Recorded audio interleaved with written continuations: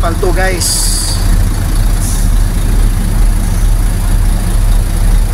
Dito sa ibang bansa ganito mag-espalto, yung malakihan, saka kailangan yung malalaking dump truck din ang gagamitin guys. Trailer dump truck. Yan siya, nakasalang yan sa paper. Pero yung paper na lang po ang magtutulak doon papunta sa likuran para patagin na yung pinaka-espalto. Ganyan guys. Iba talaga pag mayayamang bansa guys. Kahit nga lang sa mga tabi-tabing ano lang, kalsada o kaya sa mga barangay road lang, mga purok-purok road, gagamitan ng ganito. Hindi tulad sa atin na manumano lang ba. Dito may makina talaga. Ayan, yan na yung espalto sa likod.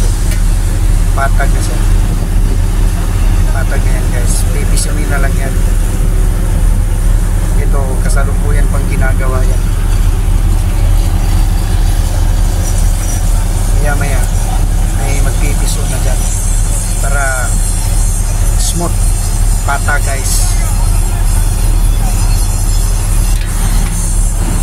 Yan yung mga trabahante guys. Ganyan lang siya guys. Aabantiyan pa unti-unti habang nagdidiskarga dyan sa paper at kinakargang asfalto galing dyan sa dump truck.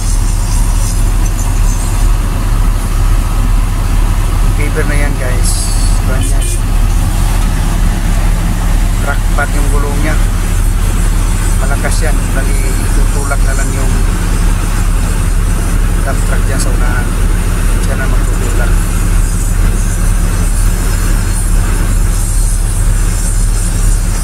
Ayan. Yung tinisang umaban ko guys.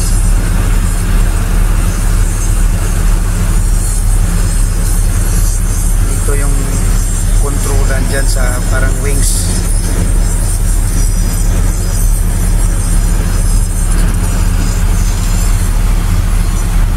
Ayan. Ayan o, bubuka siya ng konti.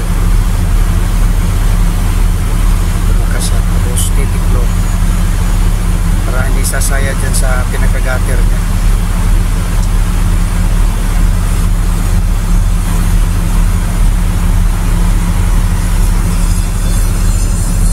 Nakapatong dyan sa taas guys kasi mainit ang espalto.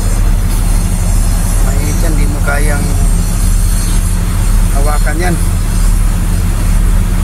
Mainit. Kailangan talaga mainit. Ang espalto tumitibay habang mainit,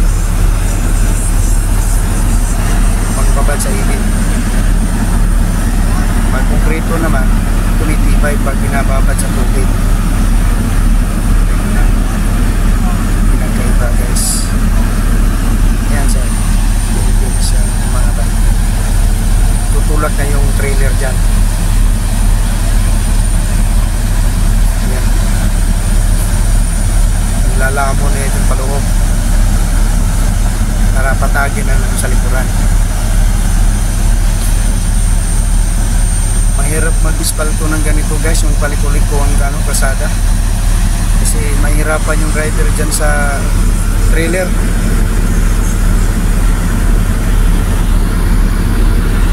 Kasi nagpapaibot yung buta ng trailer.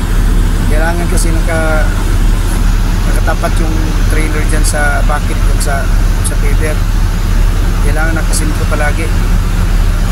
Kasi pag lumihis yan, posibleng masisira yung gilid ng paper, hindi kaya yung sa puwitan ng trailer.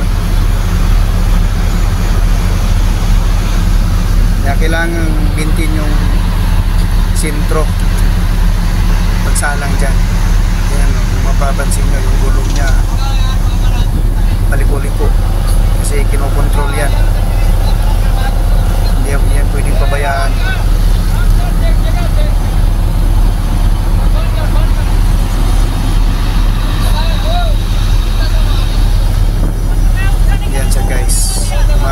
siya kasi hindi na kaya paliko dyan kung masyado ng pakurba dyan, hindi na kayang habulin.